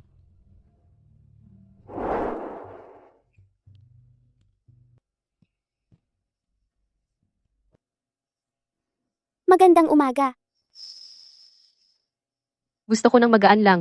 Kukuha ako ng lugaw. Rachel, gusto mo rin? Kuha ka rin ng isang mangkok para sa akin. Hindi pwede. Hindi pa rin kayo nagkakasundo? Rachel, alam mo ba kung ano ang nangyari sa pamilya niya bago pumunta si Avery sa orphanage? Parang pagkatapos mamatay ang mga magulang niya sa aksidente, nanirahan siya sa tiyuhin niya ng ilang buwan, tapos napunta siya sa orphanage. Hindi niya sinasabi ng eksakto kung ano ang nangyari. Madalas siyang nananaginip nitong mga nakaraang araw. Kakaiba yon. Sabi niya bihira na lang siya managinip nang magpakasal siya. Salamat. Hindi ko sinasadya na parami ang nakuha ko. Mamaya, magsha-shopping kami. Ingat kayo. Sige, tatanggapin ko na to. Ang cute-cute naman ito. Kailan mo ba sasabihin sa kanya na buntis ka? Tungkol naman kay Kara, hindi iyon totoo. Hindi ba't nagkagulo lang? Nagtatampo ka pa rin? Hindi ako nagtatampo. Tinanong ko siya kung bakit niya ako pinakasalan noon at hindi man lang siya nakasagot. Maghihintay ako hanggang sa makasagot siya. Bago ko sabihin sa kanya ito. Avery, nakita rin kita. Pakiusap. Tulungan mo ang kapatid mo. Avery, pakiusap. Nakikiusap ako sa'yo. Sino yan? Tiyo at tiya ni Avery. Avery, ikaw, ngayong nakapangasawa ka na ng mayaman, hindi mo na kami papansinin. May sakit na ngayon ang kapatid mo. Kailangan niya ng 200,000 para sa operasyon. Kailangan mong tulungan kami. Tama. Avery, magkakamag-anak tayo. Dito ka tumira sa amin nung bata ka. Hindi mo man lang sinabi sa amin na ikakasal ka na. Naiintindihan ko kung nahihiya ka sa aming mahihirap, pero buhay ng kapatid mo ang nakataya. Ituring mo na lang na hiniram mo sa akin. Ituring mo na lang na utang. Ngayong successful na siya, hinahamak na niya ang mahihirap niyang pamag-anak. Ayaw pa niyang magpautang para lang makapagligtas ng buhay. Ang suot niyang damit ay limited edition. Halagang 500,000 yan. Mukha siyang maganda sa labas, pero sa totoo lang, walang utang na loob. Avery, kami. Wala na talaga kaming magawa. Isipin mo na lang, pagkatapos mawala ng mga magulang mo, kami ang nagpalaki sa'yo. Kailangan mong tulungan kami. Kayo ang nagpalaki sa akin.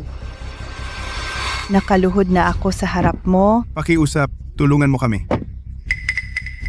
Hindi ba siya natatakot sa karma? Pinapakiusapan niya ang dalawang matanda. Napakawalang puso. Hindi ba siya nag-aalala na makikita ito ng mga anak niya balang araw? Ano ba ang pinagsasabi mo?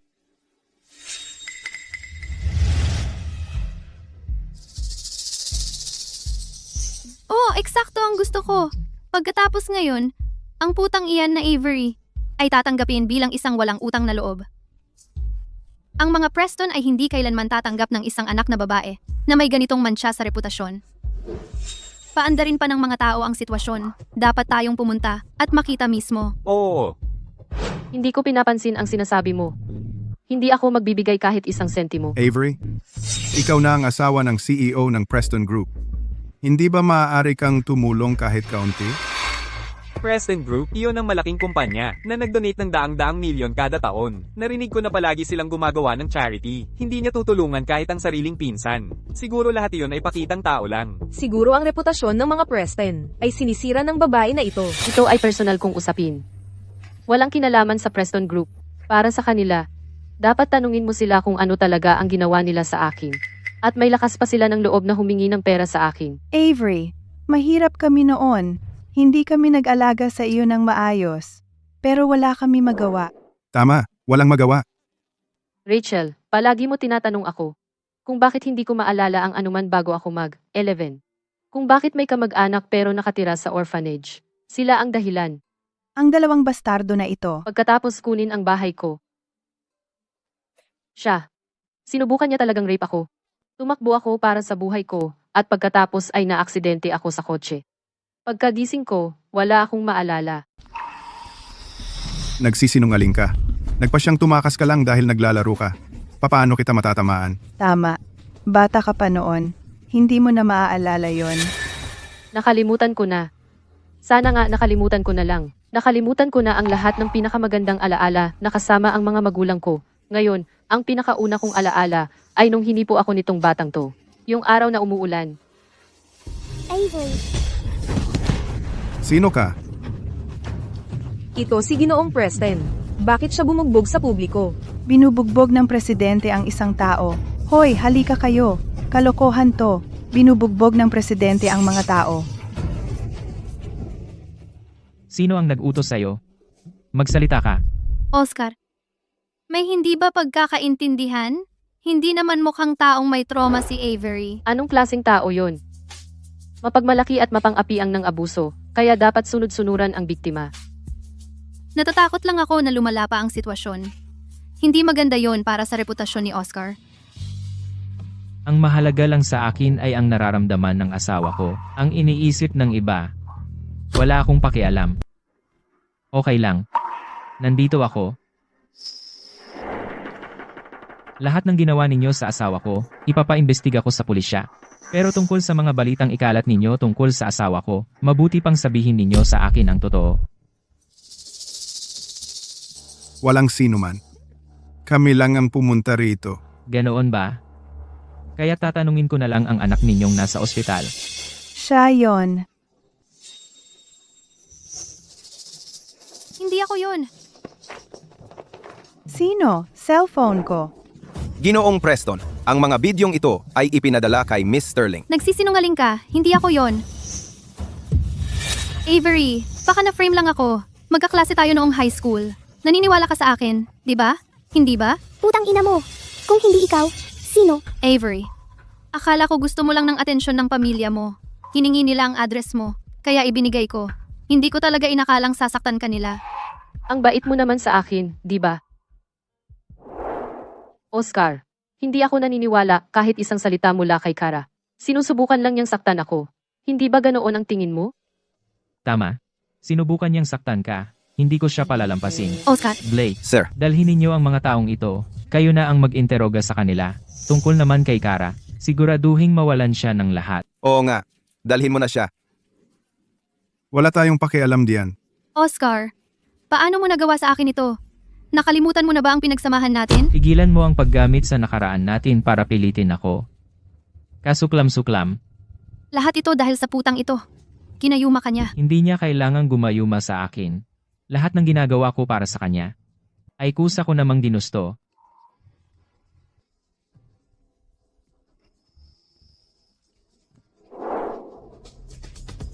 Huwag mo nang ipakita sa akin ang pekeng mukha mo.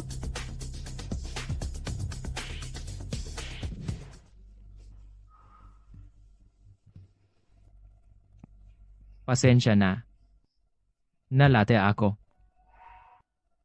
Hindi ka naman late. Wala namang magagawa sa mall.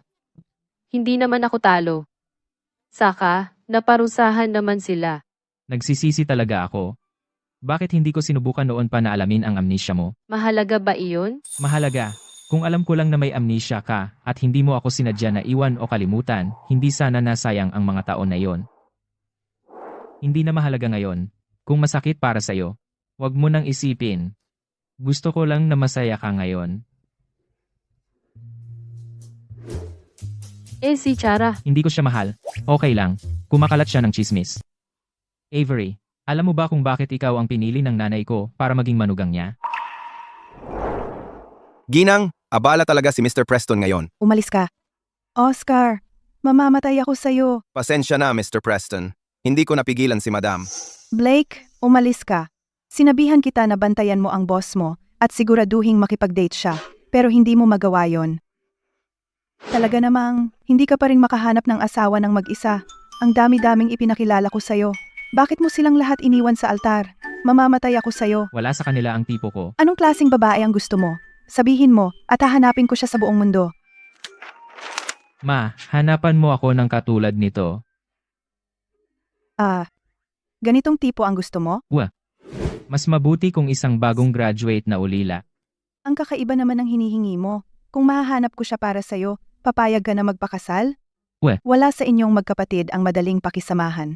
Mas mabuti kung magkapatid na babae ang hanapin ko para sa inyong dalawa at sabay kayong pakasalan. Dahil maganda ako. Yan ba ang dahilan kung bakit mo ako gusto? Huwag kang magpaliko ng usapan. Wala ka bang anumang nangyari kay Kara, pero sabi ng lahat, siya ang nakawala sa'yo. Meron akong ganoong tao. At ikaw na yun simula pa lang. Inaano ka ba? Wala namang lagnat. Tingin ko, gusto lang ng nanay ko kung gaano kakatanga. Gago ka. Ganun lang ba para matawag na gago?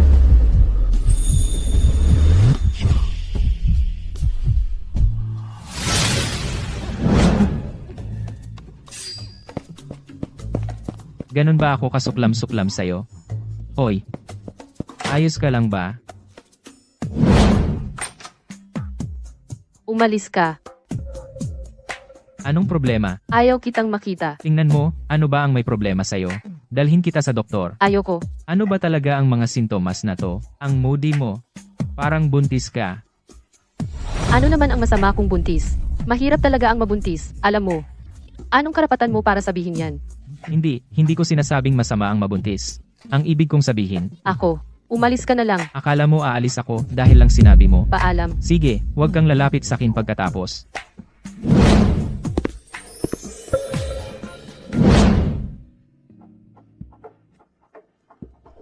Nandito lang ako. Saan pa ba ako pupunta?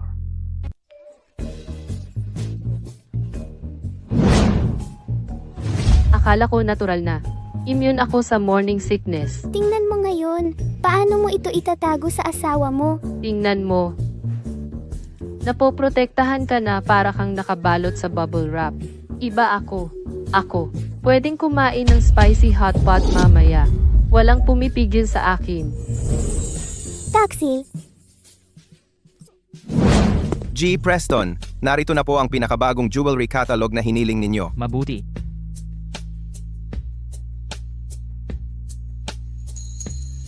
Mag-book ka ng restaurant para sa akin mamayang gabi.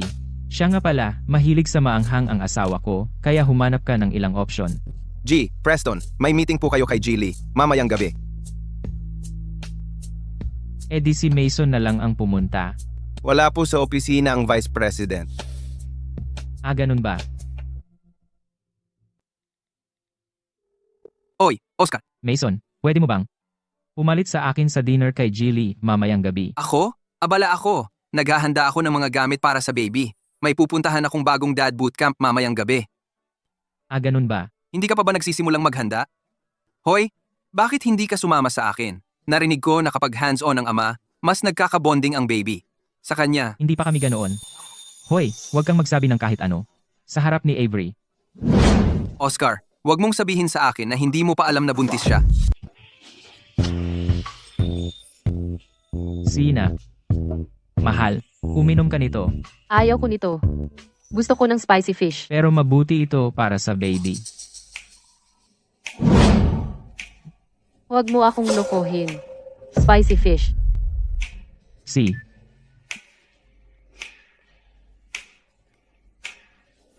Ito.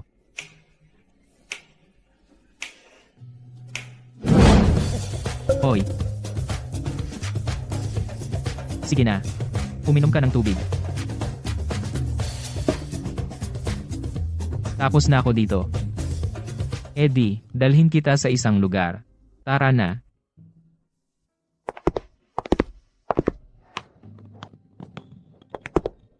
Bakit mo naisipang dalhin ako rito? Naalala ko madalas ka raw maglaro ng bola dito, at ang daming babaeng nagdadala sa'yo ng tubig. Nagdala ka ba sa akin kahit minsan? Sabihin mo muna. Noon, napansin mo ba ako? Oy, pare.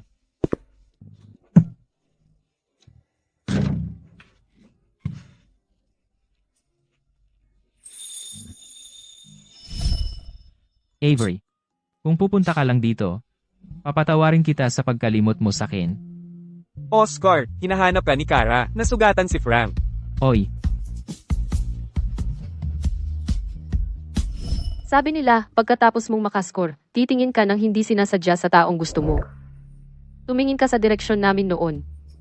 Akala ko gusto mo ako, pero sumunod sa amin si Kara. Alam ko na nga eh. Nagpapanggap lang pala ako. anong iniisip mo? Girlfriend siya ng kaibigan ko. Hindi ako interesado sa ganoon. Mali yan. Eddie. Eddie, may gusto ka sa iba. Sa isang taong hindi ko kilala. Oo. May gusto ako sa isang bulag. Bulag? Eksakto. Bulag sa mata at sa puso.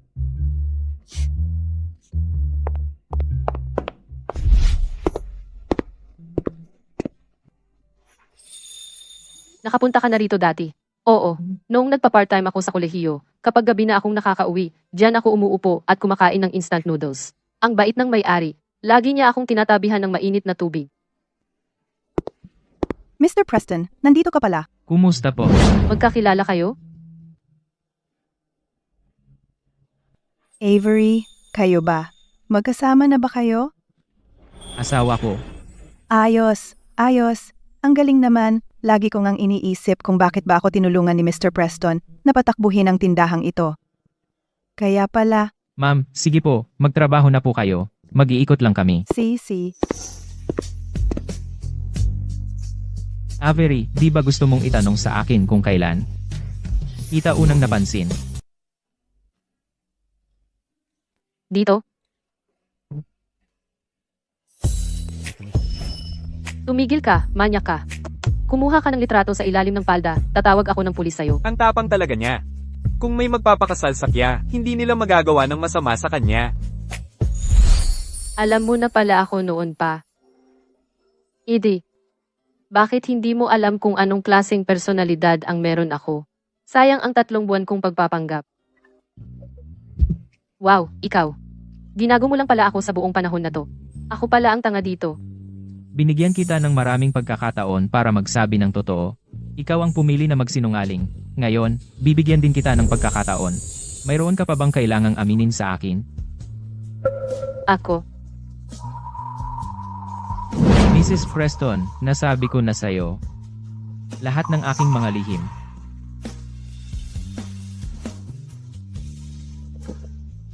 Buntis ako. Buntis? Bakit hindi ka nagulat? Alam mo na ba? Aksidenteng nabanggit ni Mason yon noong araw na yon, kaya hinanap ko ang medical report mo. At nagpanggap ka pa rin para lokohin ako. Si. Avery, may isa pa akong sikreto. Nasasabihin sa'yo. Mahal kita. Mahal kita. Mas matagal pa sa alam mo. At mas malalim. Pa sa naalala mo. Mahal na mahal kita. Nakakapangimi. Avery. Huwag mo na akong lokohin ulit, ha?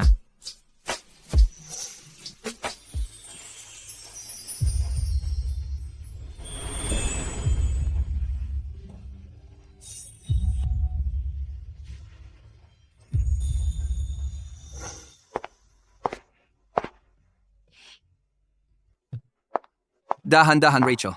Ang peanut brittle na to. Amoy na amoy ko pa lang sa malayo. Gutom na ko. Heto, tikman mo. Mabango nga, no? Pero hindi ganun kaswerte si Oscar, no? Allergic siya sa mani. Eh bakit kinain niya ang peanut brittle na ginawa ko para sa kanya? Ano ba naman yung kaunting sakripisyo para sa pag-ibig? Isipin mo, malaking bagay tulad ng company anniversary na eksaktong kapareho ng araw ng birthday ni Avery. Coincidence lang ba talaga yon? Hindi ba? Hindi ba't harap-harapan naman ang pagpili sa buong kumpanya? Pakiusap, sa 365 na araw sa isang taon, ano ba ang tsansa? Sasabihin ko sa'yo, dahil lahat ng petsa sa kahon pinalitan ng March 6, ang birthday ni Avery. Anong pinagsasasabi mo? Kumakain ng peanut brittle. Gusto mo? Kinakain mo yan kahit may peanut allergy ka. Parang hindi naman ito lason. Ang hopeless romantic mo talaga. Wala ka ng pag-asa. Tingnan mo kung paano tratuhin ni Oscar si Avery. Hindi tulad mo. Ang tanga-tanga mo talaga. Oh, sige na, honey. Ginoong Preston, narito na ang alahas. Wow.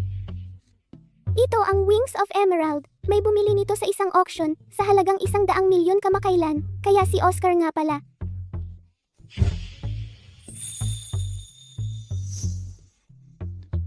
Bagay na bagay sa'yo. Maligayang kaarawan, Ginang Preston. Salamat. Ngayon ay anibersaryo ng kumpanya. At kaarawan din ng aking asawa. Sa aking sariling pangalan, naglaan ako ng 100 milyon para sa mga premyo, para makasali sa lucky draw ang lahat ng narito. Maligayang kaarawan. Ito ang unang pagkakataon. Maraming tao ang kasabay kong nagdiwang ng kaarawan ko. Masaya ako. Ang aking asawa ay karapat-dapat sa lahat ng pagpapala. Marso 6. Dahil sa pagdating mo, naging maswerte kong araw ito.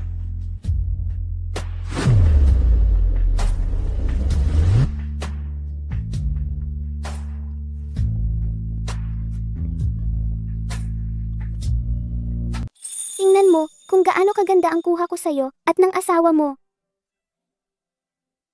Sabihin mo sa akin, ano ang gusto mo? Alam mo naman ako. Tara na. May mga top model daw na dumating sa clubhouse. Tara, tingnan natin. Saan ka pupunta? Wala lang.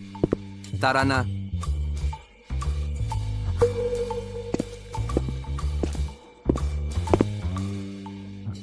Ayoko pumunta. Hala, sige na. Sandali pa lang naman. Sawa ka na agad sa akin. May iba ka na bang hinahanap? Hindi. Hindi ako naniniwala. Eh bakit mo sinabing pupunta ka sa clubhouse? Hindi ganon. Tingnan mo nga ako. Malaki na ang tiyan ko. Paano ako makakapunta? Dahil lang sa bata kaya ka nandito.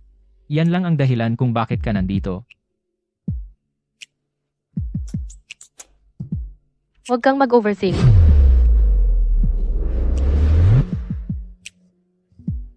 Oscar, pasensya.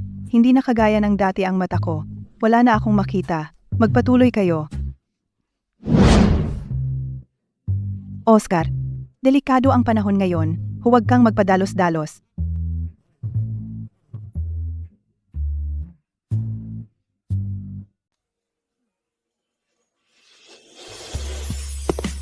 Avery, halika rito. May inihanda akong mga regalo para sa iyo at kay Rachel. Huwag na naman, ma. Ang mga custom-made na bagay na iyon ay tatagal ng mahigit 10 taon. Iba na itong pagkakataon. Ma, iyan lagi ang sinasabi mo. Isang araw, bumibili ka ng pabrika ng formula at sa susunod, nagpapatayo ka ng theme park. Parang ikaw lang ang may ginagawa. Kaming dalawa, ni Oscar. Kaming mga magiging ama. Mukhang wala kaming silbi. Ma, Mason. Ay tama? Umalis kayo. Kausap ko ang mga manugang kong babae. Bakit kayo nakikisali? Ay, itong dalawang anak kong lalaki ay napakaasahan. Pero may isa silang nagawang tama, nakahanap sila para sa akin. Ng dalawang napakagandang manugang. At sabay-sabay pa kayong dalawa ay nagdadalang tao ng aking mga apo. Mukhang napakahirap niyan. Oy, ito ay, ako rin naman ay isang manugang sa isang mayamang pamilya. Sa bahay man o sa labas, mabuti ang pakikitungo sa akin ng lahat. Pero naiintindihan ko rin ang pakiramdam ng hindi nakatatayo sa sariling mga paa. Alam ko kayong dalawa ay nagpakasal kaagad pagkatapos ng pag-aaral. At ngayon, buntis na kayo. Well, mahaba pa ang buhay. Maaari kong bigyan kayo ng maraming pera, pero sana pareho kayong may sariling gagawin. Avery, mahilig ka sa animation, kaya inilipat ko na ang Skyline Comics sa iyo. Rachel, mahilig ka sa fashion, kaya sa iyo ang kumpanya ng disenyo. Salamat, ma. Si nanay ang pinakamabait sa akin. Sandali! Hoy, hindi ba't mabuti rin ang trato ko sa iyo? Hindi mo nga ako pinapayagang lumabas? Kayo na ang humusga. Gusto niyang pumunta sa clubhouse ngayon din. Pwede ba siyang pumunta doon sa kalagayan niya? Ano naman yun? Kung hindi ako pupunta ngayon, dapat bang maghintay ako hanggang may hawak akong sanggol? Eksakto. Si Avery lang ang nakakaintindi sa akin. Sandali, Oscar, Avery, pwede mo bang kausapin siya ng may katwiran? Ang motto ng pamilyang Preston ay ang asawa ang boss. Ano man ang sabihin ng ginang ay tama. Eksakto. Siya, mali ko. Humihingi ako ng paumanhin. Hoy, huwag mong bulihin ang asawa ko.